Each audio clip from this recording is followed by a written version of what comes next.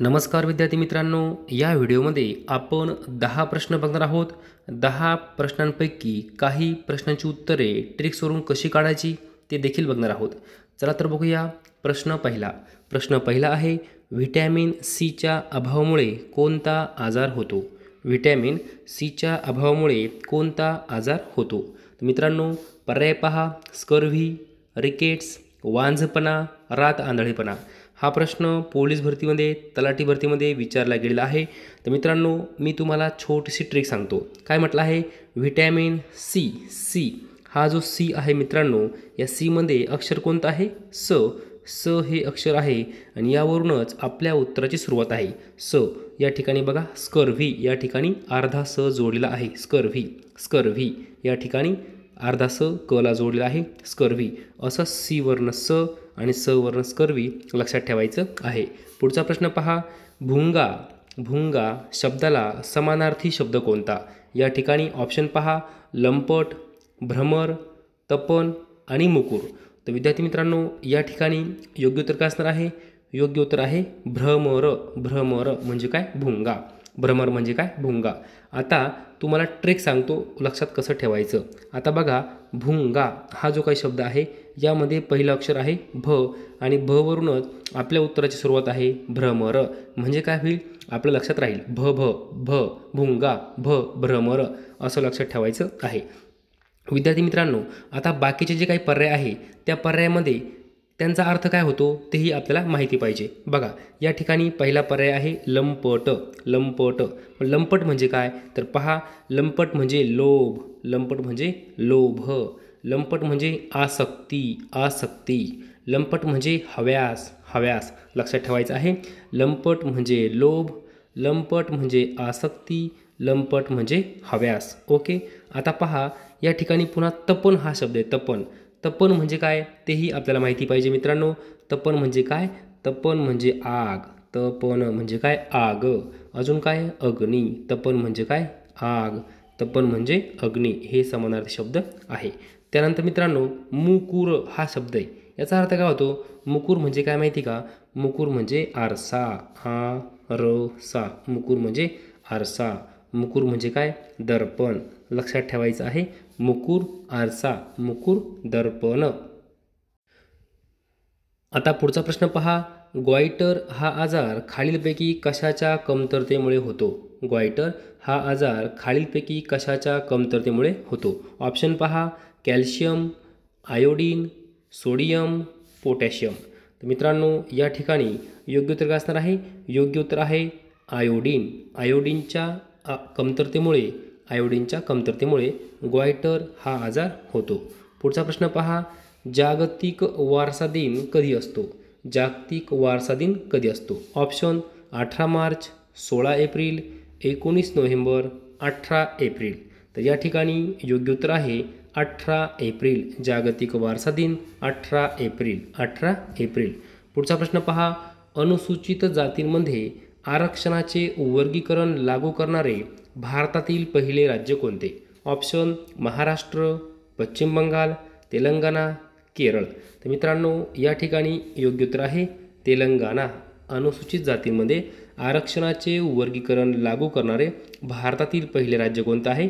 तेलंगणा. लक्षात ठेवायचं आहे. त्यानंतर पुढचा प्रश्न पहा. विदर्भातील कोणत्या जिल्ह्यात मोठ्या संख्येने तलाव आहेत? प्रश्न कॉमन आहे, सोपा प्रश्न आहे, खूप वेळा पोलीस भरतीमध्ये, तलाठी भरतीमध्ये विचारला गेलेला आहे. विदर्भातील कोणत्या जिल्ह्यात मोठ्या संख्येने तलाव आहेत? ऑप्शन पहा.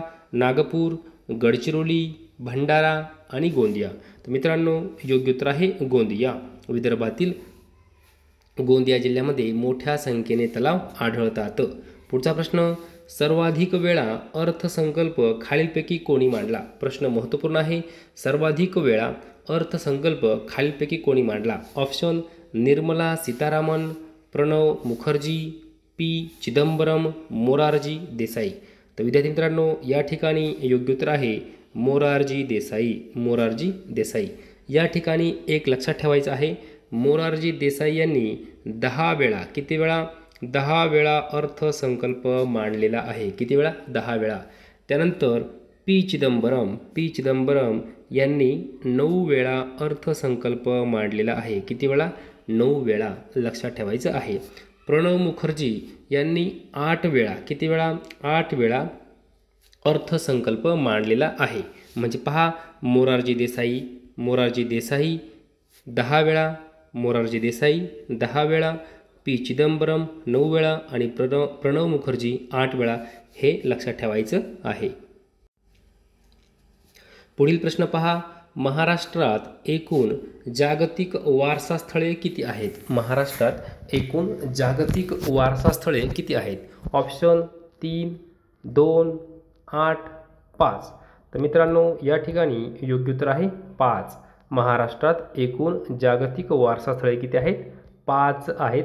मग आता मित्रांनो, जी काही 5 जागतिक वारसा स्थळे आहेत ती कोणकोणती आहे आपल्याला माहिती पाहिजे. पहा, अजिंठा, वेरूळ, त्यानंतर घारापुरी लेणी, CST मुंबई, आणि नंतर मुंबईचे व्हिक्टोरियन गॉथिक आणि आर्ट डेको वास्तुशिल्प.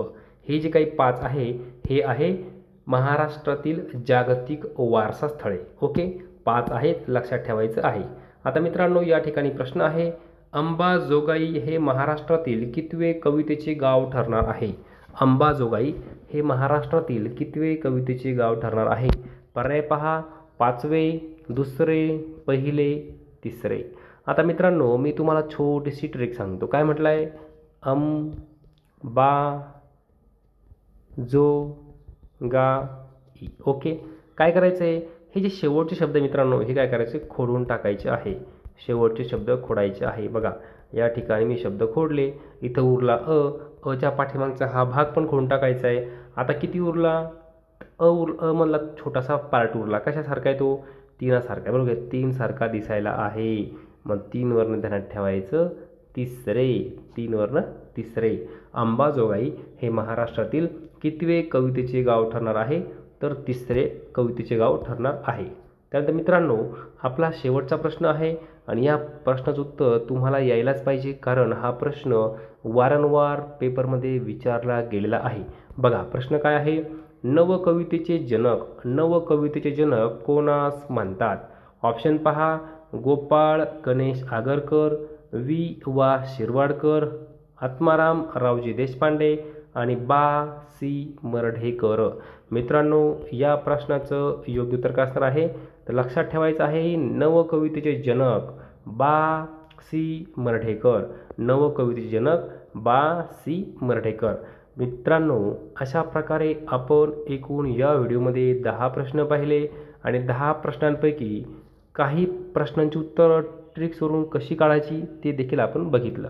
तर मित्रांनो, या ठिकाणी जर तुम्हाला हा व्हिडिओ आवडला असेल तर नक्की लाईक करा, शेअर करा, सबस्क्राईब करा. धन्यवाद.